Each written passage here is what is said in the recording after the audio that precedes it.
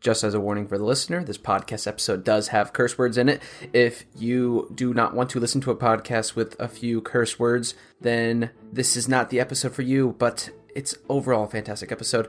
And also, there are a few names that I have muted in post. So if you hear a part that sounds quieter, that is because I am censoring out a name for privacy reasons. I feel like storytelling comes in a lot of different forms and something that can be explored and just consumed in general throughout mostly every single human being around this planet. And today's guest is no exception when it comes to storytelling. Sam Harding is a Kansas City local and also a new friend of mine that I found in Los Angeles. We didn't know each other before I came here, but now that I am here, Sam and I have crossed paths, and we decided to talk and get to know each other over a little bit of what I like to call a word before we leave. The classic, the usual, the podcast. It's why you're here. We know why you're here. It's to listen to this podcast. Sam also has an EP dropping. It should be out now. Feel free to listen to it, share it, and send it to all your friends. And if you guys are really liking the EP, and if you're liking this podcast episode, feel free to share it along, because spreading the word to hear more words is the best way to get this out there. Other than that, I'm going to let Sam plug his little EP real quick. And thanks for coming and joining us for this conversation. What's up, guys? My name's Sam Harding. Make sure you guys stream my new EP, Tapes That'll Never Reach You, if you want to hear an amazing story about somebody's first love. You might cry, you might laugh, you might go home and be sad, but you know what? That's the whole point of the EP. Okay, dude, I don't know. Oh yeah, you can listen to my EP on Spotify, Apple Music, Amazon Music, literally every kind of music platform you can find it. You can even find it on YouTube if you don't pay for any of those subscriptions. So, yeah, man, I love you. I don't know who you are listening to this, but I love you. And stream my EP. Take care, guys. This is Brett Gaffney. Welcome back to A Word Before We Leave. Today we have Sam Harding. Sam, would you like to say anything? Yeah, there you go. All right, so for A Word Before We Leave, let's just jump right into it and start with Word of the Day. Word of the Day is a little game that I like to play, or a little segment. Okay. And I'm going to give you a word and give you the definition, and then both of us are going to come up with a sentence to say. All right. Okay, so today's Word of the Day is from Merriam-Webster Dictionary. Not sponsored as always, but maybe one day we will be sponsored. And the word is coalesce. Coalesce means to come together to form one group or mass, or to join forces. And Merriam-Webster's definition or example is, the club's community service projects provide students with a common goal to coalesce around. What's the word? Coalesce. Coalesce. Coalesce. So, you know what's weird is that I feel like I've heard it before. Yeah? I feel like I've heard somebody say that before.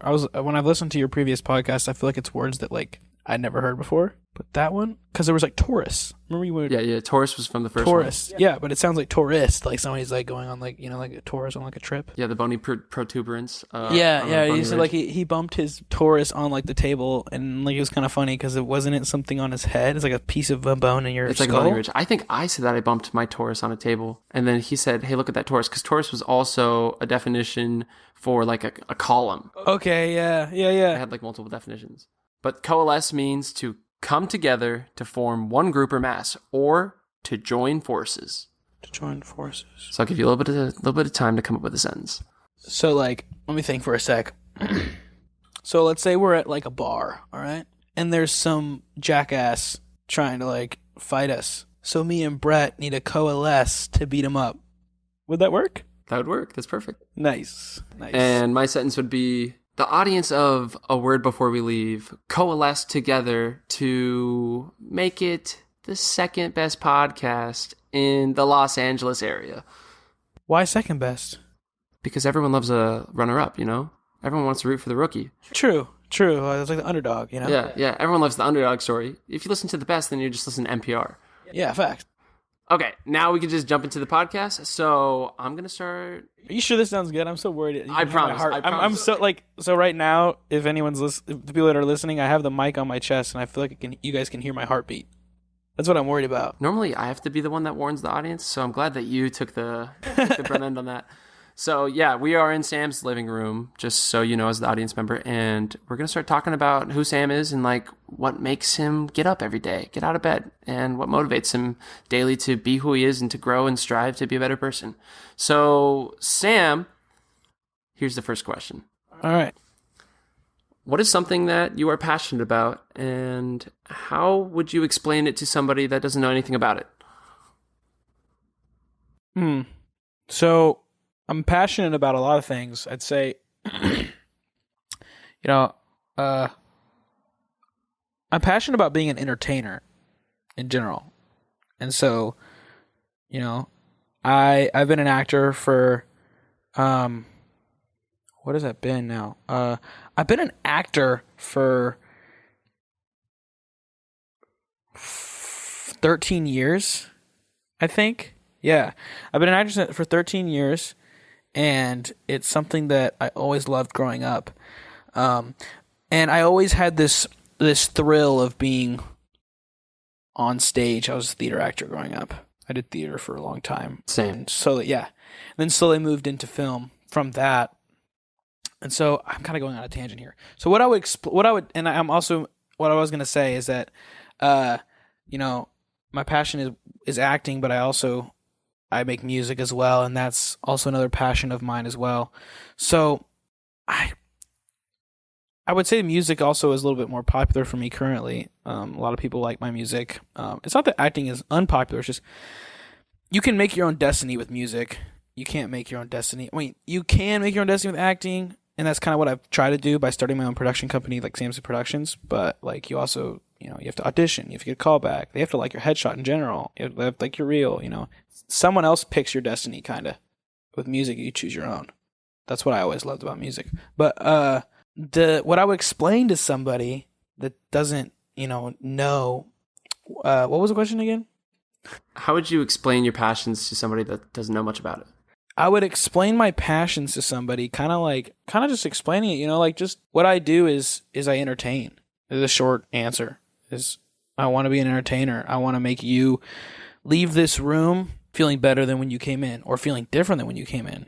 My music's all kind of sad, and I want people to feel what I'm feeling when I was writing the song. If they're going through a breakup, I want them to feel like it almost gets you more in touch with your feelings, because you can like realize, oh, maybe I'm not over this person as much as I thought. And that's what like sad music can do for people.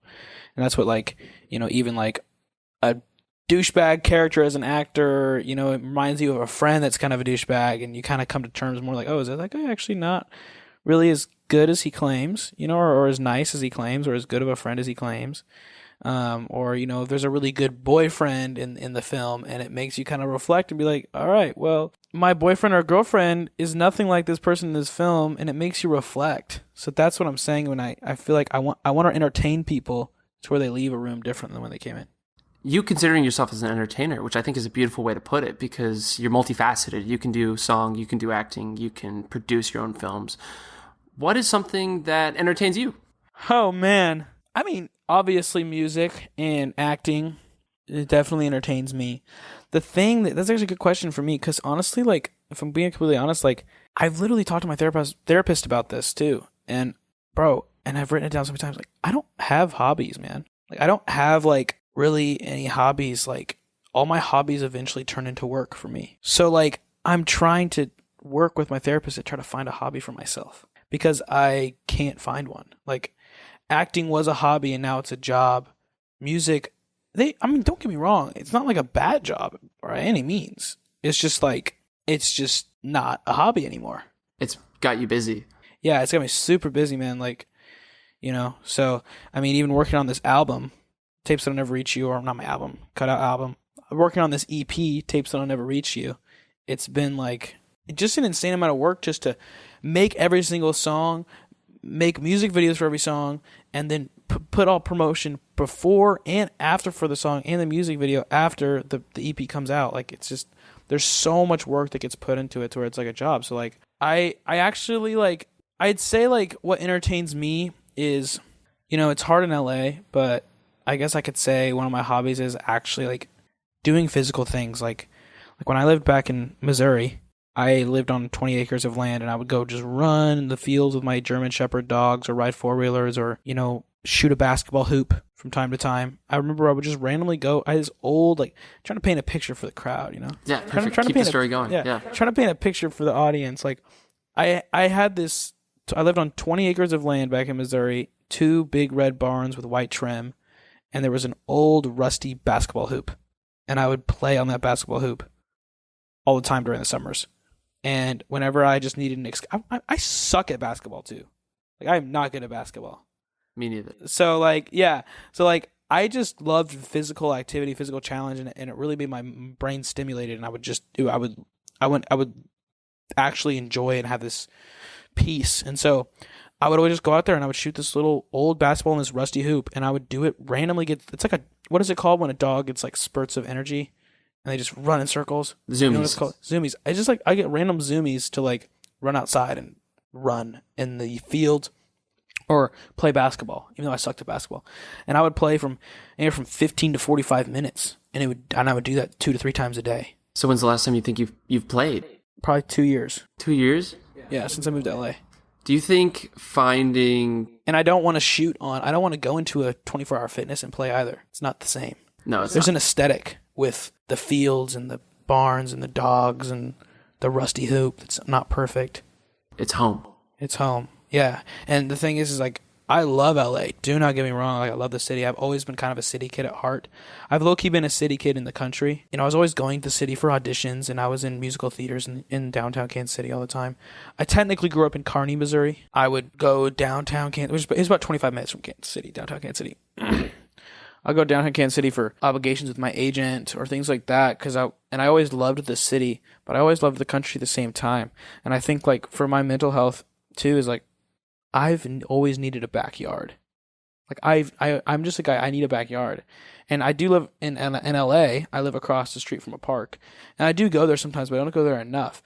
The thing that's also great about my home life was that it was 20 acres of silence, and I was by myself. If I go to a park, it feels like it's like the Matrix, or it's like formulated to be there for me, and it's like a simulation. Mm-hmm. But instead I can live in like nature. Yeah. And nature is made here, but nature is there in Missouri, if that makes sense. Like it feels parks, fabricated here. Yeah. There's parks that are like, oh, here's a park so you can enjoy nature, instead of like actually having nature. I mean, don't get me wrong, California has beautiful nature, beautiful mountains and hikes and things like that. And they're all great. But I also didn't grow up hiking. I'm from Missouri. So I do enjoy a hike. It's a great, there is a beauty in a great hike. But I'm just not really a hiking type guy. Like, because there's no mountains in Missouri. It's all flat. So the green plains of flatness was like fun for me. And like, that's what I like associate my nature with. And it has beautiful beaches, but there is something about it too, is like, I feel like if I was on a hike by myself, or if I was at a beach completely by myself, then I would feel that. It's when it's like, feels like it's crowded is when it feels also like weird to me, because I am really ADHD. Yeah. So I'm like looking around at what other people are doing, what other people are talking about, instead of like enjoying the nature sometimes. So would you say that solitude is a concept that you try to lean towards when you're trying to find like moments of relaxation or even just moments of play? Yeah. I mean, like, that's the thing, is I struggle a lot to be alone. I had this friend, and my friends in high school, they would always tell me like, do you ever sleep or relax? Like, do you ever like, because it was always the next joke, the next, how can I make everyone laugh? Like, how can I, have a party at my house? How can I have people over this tonight? Like, it was always that give. And when you give a lot, you get taken as well. So I think also, like, there was a lot of things taken from me, and it made me like, dude, I threw a party. And this is just mentally taken from like just mentally having to provide for like friends to be there and guests. But I had my wallet stolen from a party at my own house. Like, somebody stole my wallet when I was like, on my birthday actually. Yeah, it was wild. And like, it's just like, yeah, I'd say like, I struggle to find hobbies. Yeah. I struggle to relax. And I think me being alone is something that does help that, and it did help that.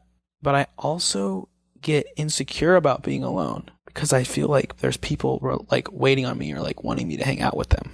And I'm like, oh, I'm alone right now, but like, so and so, I haven't texted them in a long time. Maybe I should call them. Things like that. Like those thoughts start to come to my mind, where I never really let myself relax. It's like my guard is always up. Like I'm not guard, but my mind is always running. My mind's always like just going. That's why it's funny when my friend from high school was like, "Do you ever relax?" And when she asked me that, I've literally never forgot that. Her name was Abby Adrian. I literally will never forget. Shout out to Abby Adrian. Yeah, I don't even know if she's ever gonna listen to this, but yeah, that when she told me that, it was her senior year of high school, it stuck with me. I still think about that every day. I'm like, man, I do need to relax. I do need to like chill, like maybe take a nap. Well, I think this is like a perfect way for you to have a moment of play, and we can play a little segment called Wordplay. Nice. So this is a very reoccurring segment, very fan favorite, as a lot of people have told me. And the concept of the game is simple. We're both going to think of a word, and then we're going to say it at the same time. Oh yeah, I know this game. And is there a limited amount? Sorry, I'm gutting. No, we could go on for 30 times, as many as we want. I've done the last episode I did. We got it in the first two tries. Wow. And then we did it again, and we got it in the first 2 tries. But I've played this with other people, and it's gone on for 10 minutes. That's crazy. Let's do it. So let's just. You can't. Okay, so the number one rule is you can't do anything that's in the room or anything that we've talked about previously. Okay. And then once we've started going into the game, try not to re-say a word we've already said. Okay. So I'll give you a second to think of a random word. Nothing in the room. You already got a word? Can it be like someone? Try to avoid names, but you can do names. Okay. And then just think of like a word. Just a word. Okay. Ready? Wait, I got to think of a word. I got one. I got it. Ready? 3. 1. Wait, no. I'll count us down. Okay. 3, 2, 1. Bridge. Bat. Oh, I got it. I know what it is. Bridge and bat. Yeah. 3, 2, 1. Gotham. Oh, Batman and Gotham. Okay. 3, 2, 1. I don't have one. I don't have anything. I got one. Okay. 3, 2. I don't have it though. I don't have something. Wait, Batman and Gotham. It's so easy. Batman and Gotham. Batman, Gotham. Okay. 3, 2, 1. Joker. Robin. Oh, fuck. Dude, I would kill to play Robin in like anything. Same, dude. I would. My dream roles. If there's any cast directors, like you can go check out my acting reel. If you look up Sam Harding acting reel on YouTube, you can find it. But I want to play the Human Torch, or Nova, or Spider-Man, or Harry Osborn, or Robin would be cool as well. Would be cool. That's DC. DC's on the come up though. It is. They're about to take over. Yeah. Anyways, Robin and Joker. How deep cut do you know your Batman? I mean, I think I know the next. Do you? I think I know the next, but I feel like I'm going to go too deep on this one. Don't go too deep. Think of surface level. Think of the Batman movies that came out in like George. Wait, can I say that? No. The whole point. Okay. No hints. So right. We got Joker and Robin. I got it. 3, 2, 1. Mr. Freeze. Batgirl. Okay, Mr. Freeze and Batgirl. This is gonna take so long. Okay, Mr. Freeze and Let's just spitfire it. Okay, Mr. Freeze and Batgirl. First thing that comes to your head. 3, 2, 1. Penguin. Riddler. Fucking fuck, man. Okay. Penguin and Riddler. 3, 2, 1. Harley Quinn. I didn't have a word. I was thinking. Okay, so we'll go back to Penguin and Riddler. Don't say Harley Quinn. Okay. I'm gonna. I think I got a word. Penguin, Harley Quinn. Simple. Keep it simple. Keep this one real simple. Okay. 3, 2. I don't have it. We just gotta be on the same wavelength. I'm sending you a word right now, and you just gotta receive it. Are you ready? Wait, I'm just... No, it's so simple. Just keep it super, super simple. Penguin. Oh, I got it. And Mr. Freeze. I got it. 1, 2, 3. Villains! Oh! Dude, I was going to actually... You know what's so funny is that when I was like, oh, yeah, I got it. I was going to say DC. I was also going to say DC. And then I was like, nah, he's probably going to say villains. And so like... I was totally going to say villains, right too. at 2, I was like, villain! You know, I got villain in my head. Solid. That's crazy. Okay, so let's dive a little deeper. If you're ready for that. Are you cool with that? Yeah, man. I am ready for that. So you have an album coming out, an EP coming out. Yeah. what has brought you to this process? What's brought you to want to make an EP? Dude, I think overall I'm just a storyteller. I want to tell a story. I love telling stories. It just runs in my blood. My brother loves telling stories. My sister loves telling stories. My dad loves telling stories. You know, it's like I think, you know, it's a story about my first love. And it's about somebody that was super important to me at a certain point in my life. Like, literally, like, there was times where I was like, I don't know how I could live without this person, literally. And I can't believe I got to that point, too. I was so young, too. It was crazy. How old were you? Well, I started dating this girl when I was 15. Okay. Or 14 or 15, something like that. And we were together, you know, up until I was 18. For freshman to senior year. We had a really rocky relationship, though. I will not lie to you. And a lot of it kind of came on to my fault, you know? I was just young, and my feelings were so strong for this girl that I didn't know what to do with them. And I felt like my life was already over when I was with her because she wanted to freaking get married, bro. And I was like not really fucking with it. But I also loved her a lot, but it also had this pressure on me at such a young age. Like, there was so much pressure on me, and I would get overwhelmed, and I'd cut it off, and then I'd realize I missed her, and it was just such this bad like cycle that I got stuck in, and so I really hurt her, and like I regret a lot of the ways I treated her. If I still think about it to this day, I'm like, damn, like I'm so much of a better human being than I was then, but I also didn't know who I was. I was so young. I was fucking 15 to 18. I didn't know any better, you know? And I think what happened was, you know, after everything ended between her and I, my senior year, I cut it off, bro. I couldn't handle it, and it kind of cut off in this toxic way. And yeah, it like left me pretty scarred, but I didn't want to feel the pain. So I started pursuing this other girl. This other girl was like really cool and like really, really pretty and like awesome, you know? But the thing is that like it was almost like I was already had an open wound from, and I moved on I forced myself to move on too fast, and I got cut open again even deeper with this next girl. And what really left me scarred for fucking 3 years after we broke up, well, not 3 years, I think. Well, maybe it has been 3 years, but maybe 2 years. What maybe left me scarred for 2 years was that she started dating one of my, I wouldn't say best friends, but a very close friend of mine, my first girlfriend. I don't want to say her name.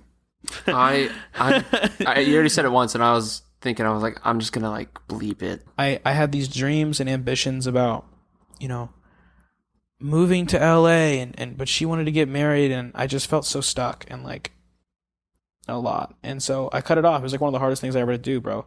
I don't think I've ever cried so hard in my life. Like, it was horrible, like so bad, man. It was a lot of pain, man. And but then I tried to move on too fast, and I met this girl, and right when I started pursuing her, and after I'd literally like we just kind of cut things off, started dating one of my close friends. And I went to a small high school. There was like 23 people in my graduating class. So I had to deal with them all over each other for a year.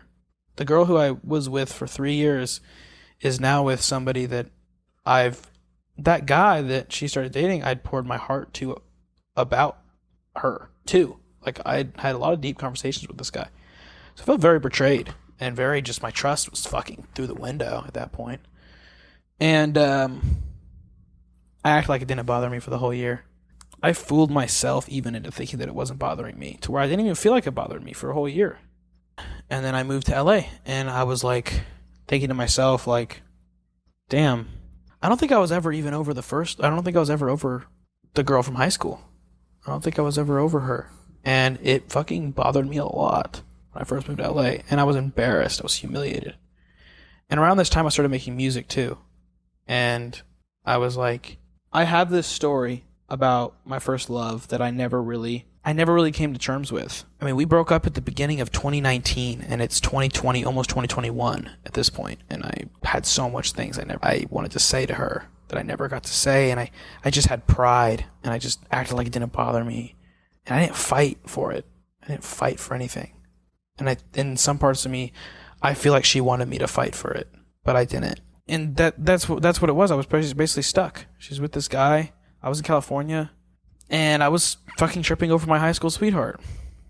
After all this time, I acted like it didn't bother me, and I was fine. I was broken inside, and I just started making these songs, like things that bothering me. The first song I made is Letter to Myself, and it's the chorus is, you'll miss them when they're gone. And that's something it sounds basic, but it's something that I started to realize. I was like, damn. Like, you don't really realize how much and I know it's so cliche, but you really, really, really don't realize how much you miss somebody until they're gone. Yeah, that's true. And so that's the first song I ever made. That's going to be on the album. It's track 4.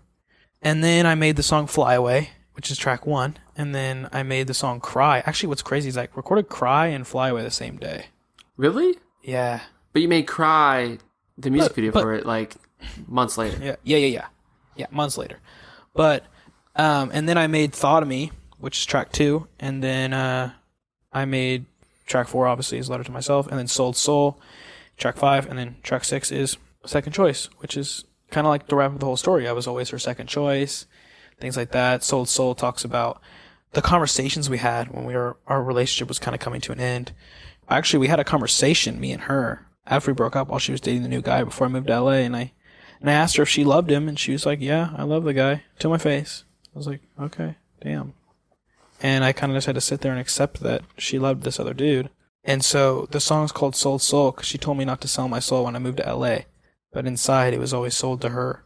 And that's the hook of the song for Sold Soul. And the thing is about her is that when I really think about it, when she was talking to me in that car, I still felt like she still was holding on to me in a way. And I was still holding on to her. And I think that that's the part that never gave me closure, is because I felt like she was always holding on. And I was always kind of holding on very, very lightly. I might be completely wrong about her, but at least I was holding on. And so, I made all these songs. I make songs, and I work on them. And once they're done and finished, it's like the chapter's closed. It's a time capsule for me. And then once they're out, I'm over it. I mean, I've been over her she's married now. The girl from high school. Really? She married the girl actually that she started dating after me that like really fucked me up. She married that guy. Wow. Yeah. So he was one of your high school best friends. Yeah. I mean, he was new to my school, and I welcomed him in with open arms and introduced him to all my friends, and I was dating his wife. That sounds so weird. I was dating his wife when he first met me. Before she was a wife. Before she was a wife, for sure. Then everything kind of went to shit, and and it also gave me just like abandonment issues and trust issues that followed me into my next relationship and my next one. Mm-hmm. And I just never came to terms with it. And then, honestly, them getting married was closure for me and this album. They literally just got married too. They literally got married, I don't even know when the day was, but it was probably a month ago or so, or 2 months ago. And my album's coming out. Or not my album, my EP is coming out in 4 days. 4 days, man. We don't know when you're going to be listening to this, but let's just assume that this podcast episode is out by the time the album is out. My guess they'll come out around the same time. Should I just say my EP's out now? Might as well. It's crazy. They got married. I don't even know. I don't even know when they got married. Honestly, it was probably a month ago or something like that. And my EP is out now, literally a month after or so when they get married, and that's it's full closure for me, and how it all just worked out timing wise. I didn't even plan this on purpose, bro. When I first started making the album, I was planning to put this thing out so long ago, but things just kept getting pushed back, and different opportunities with being an actor and producer kept pushing other music things back. And I finished this album December of 2021, so I finished this album a long time ago. Finished the last track. Wow. But it's a time capsule. So it's all fresh for these people that are going to be listening to it, but it's a time capsule. It's how I was feeling in these moments, and I was fucking depressed. I was fucking sad, man. I was embarrassed. I wasn't over a girl that I broke up with 2 years ago. What the hell, man?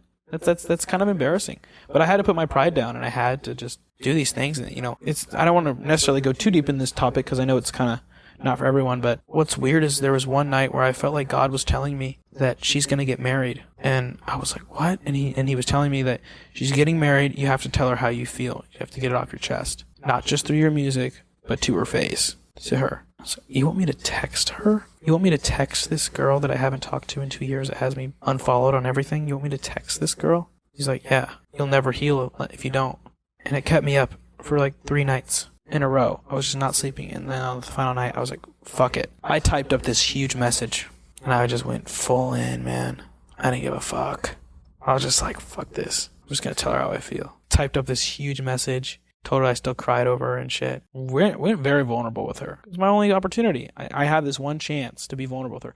I didn't want some, hey, get back together with me because I still cry over you. It was just like this is how I get over you. This is how I move on. This is how I find happiness. And so I was like, went super vulnerable with her. She responded, short message. I sent her like a Bible link text, like just literally such a long text. And she responded with a small couple words. I didn't care though. Because it wasn't for her. It was for me. I think it's poetic how you just put that about how letting go of somebody that you cared about so much through talking to them, like connecting with them one last time is like enough of a catharsis to let them go. Yeah. The way that you interacted with her and you talked to her and you found yourself empowered in letting her know how you felt instead of just taking it out into your music and taking it out into your art. Yeah. Yeah, and that was like the thing. And then what's crazy is 3 days later she got proposed to. God was right, man. Like that was a crazy thing. I felt it.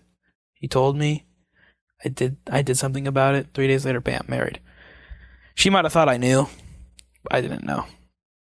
I had no idea. Okay. So I think this is a perfect time to take another segment. This is a new segment for the audience. This is spoken word, and I'm going to have my dear friend Matthew Blom back in Nebraska. He has written an original piece, and he's going to say it.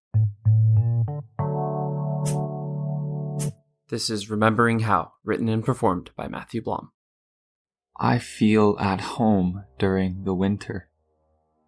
How the grass seems to lose a little bit of life, and the tree branches see the empty sky unburdened by the joyful leaves, and how the vibrant blue turns gray, and the snow, gently falling toward the cold dirt, desperately clumping up to form a thin, fragile blanket, as if it's trying to protect the world from hurting itself, relying on the numbing cold to keep it alive, else it melts and bears the dirt with nothing to shield it from everything.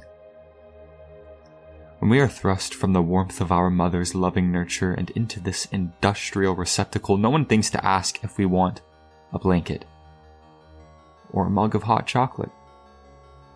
Not even a once warm pillowcase now settled at room temperature after the wash, as if this cold I now find myself in is normal.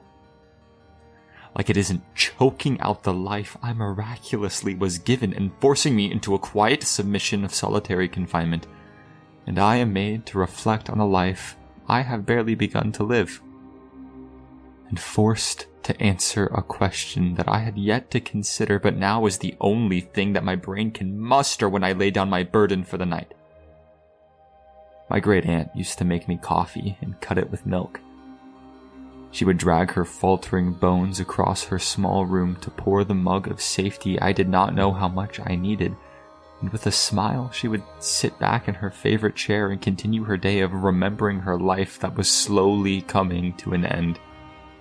At her funeral, the casket presented this woman in all her glory, an eerily peaceful smile plastered on an aged, bone-thin husk, as if announcing to the confines of her world that she did it. She lived every day like it was her last until it was her last. Now I'm afraid my last is coming. I drink my coffee black now. I roll the dice every morning when I throw my lukewarm blanket off. Will today be fresh and new, or will it grasp my tightened throat and pull? I cannot keep my feet moving one after the other. Picking them up off the ground already takes all I've got, so how do I answer a question when asking it is already too much? Sometimes I wake to the sound of my feline friend bashing the door. Hard to hear over his starved meows and pleading scratches. It seems he has forgotten what food tastes like since the morning before. The banging and bashing and scratching and mewling and begging and grumbling wake me from my contemplation. The dice roll. I was not going to leave this bed. But now I guess I have to. I have grown used to the cold. I don't even wear a coat most of the time. Instead, I let the frosty air pass through me, hoping it will catch inside and freeze what's left. Just because I have grown used to the cold does not mean I do not feel the warmth, reminding me that the frozen wastes are not the only place I have to roam. It would be easier. Much, much easier if I just froze solid. If my blood running cold became more than just a metaphor, and hell freezing over was something more than just a thing to swear by, I could untether myself from the warmth that tells me there is something better. Let the walls fall in. I cannot hold them. My arms can snap and I wouldn't have to care. And let the wreckage trap me, so at least I have a reason why I can no longer see the light or feel the warmth. Let it end. My mother used to wake me with a song.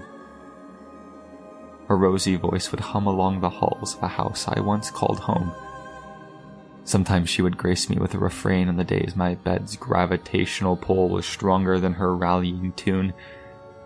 It has become quite hard to rise and to shine and to praise the glory of a God I cannot decide if I believe in.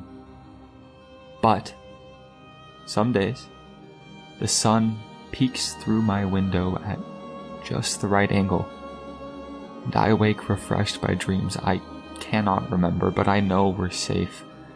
And my first swig of water fuels my soul just right, and I am warm for a single moment. A moment I won't forget, the moments that urge me forward to lift my feet when they cannot be lifted, and to drink my coffee when it's too bitter, and to answer the questions I'm too afraid to ask, to trust the air that I would not let inside, and open my heart to love one more time. And sometimes I forget that it's winter because I'm warm. And being warm is nice. And welcome back to A Word Before We Leave. This is Brett Gaffney with Sam Harding. Sam, how you feeling right now? I'm feeling pretty swell.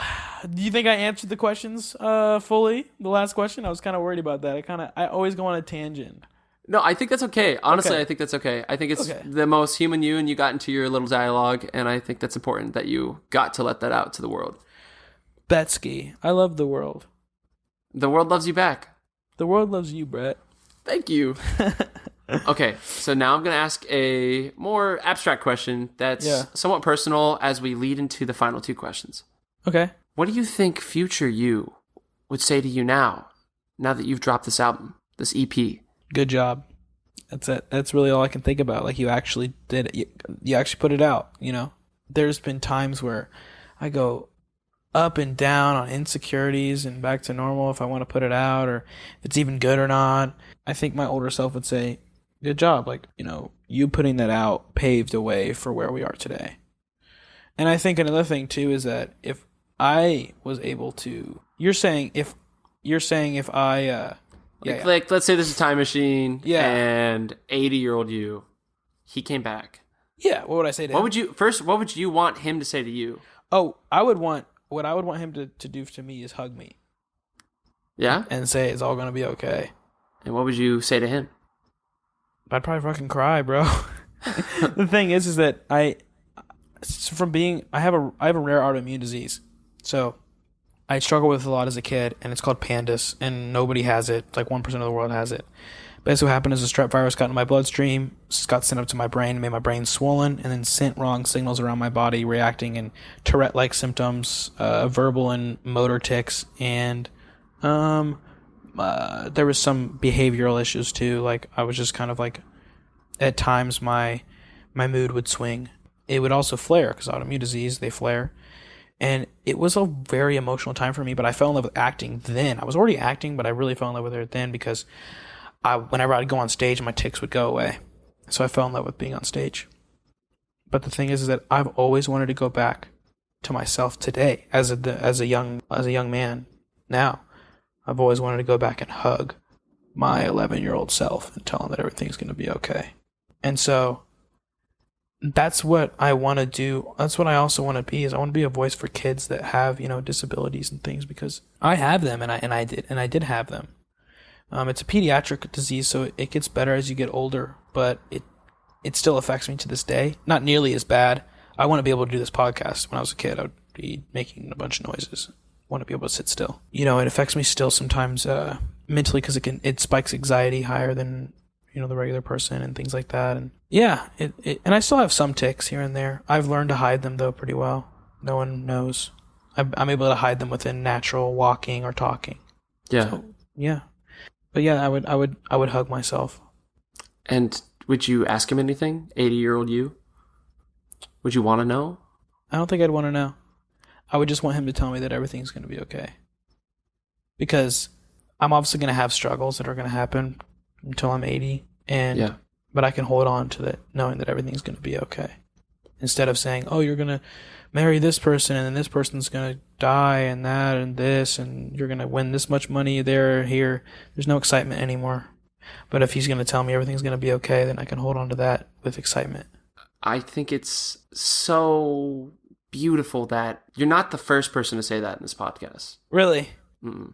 I've asked a similar question to mostly every guest, and almost all of them, at least one, has said everything's going to be okay. And so I think it's just the human nature, the human mind, the consciousness, the spirit, the soul. It hungers for that safety. Mm-hmm. You don't need an 80-year-old you to know that, because you know it inherently down in who you are, because you just told yourself it. Yeah. So I think that's something you can apply to yourself daily, Yeah, 100%. Yeah, it is. You're making me think now, Brett. You're making me think now. That's the goal. But yeah, wow. I think we're getting close to that marker point to ask the final question. Okay. Would you care to share a word before we leave? It's like, no. I'm just kidding. I've never had anyone say no. Well, I'd to share a word before we leave. It could be words or just a word. It can be words. It can be sentences. It can be a paragraph. It could be a dialogue. The word before we leave is, I had this saying that I used to say. It was, show love and be love. I used to say that all the time. And I stopped saying it for some reason. But that was like my little saying. Yeah, just say show love and be love. And that's my word before we leave. It's just, that's what makes the world go around, Yeah, I don't know. There's nothing else that can beat that. Show love and be love. Well, ladies and gentlemen, theys and them, Sam Harding here. Show love, be love. Wow. This is Brett Gaffney, and I'm going to say a few quick thanks. I'm going to say thank you to Sam Harding. Thank you to Jacob Harding. Thank you to Ryan Murr. Thank you to Ishan Parikh, Morgan McCoy, Miley Garcia, Parker Ryle, of course, Rick Galloway, Kelly Bowling, Matthew Gaffney, Mom, Dad, Grandma, Grandpa, everybody that listens to the podcast, Christy Haas, Emily Shakai, Matthew Blom, again, just for providing that poem today. And maybe you, too, can show some love to somebody that you don't know or somebody that you do know throughout this day. As always, this is Brett Gaffney, and this has been A Word Before We Leave. Thanks for listening. Hey, do you have, like, a door nearby? Like something I can close, like a door I can like physically close, because this is how I like close out every podcast. Yeah, let's do it. I mean, can I plug my album real quick? Yeah. My EP? Talk about your album right now. Okay. And then once you're done, I'm gonna like physically shut a door. Close the door. There's the bathroom door, and there's that door. Perfect. All right, plug it. Yo, so my EP, Tapes That'll Never Reach You, is out now. Stream it if you want to cry and feel also sad. It's gonna. I gotta find a better way to plug this thing. Okay, hold on. Let me find a better way to plug this. Okay. Yeah.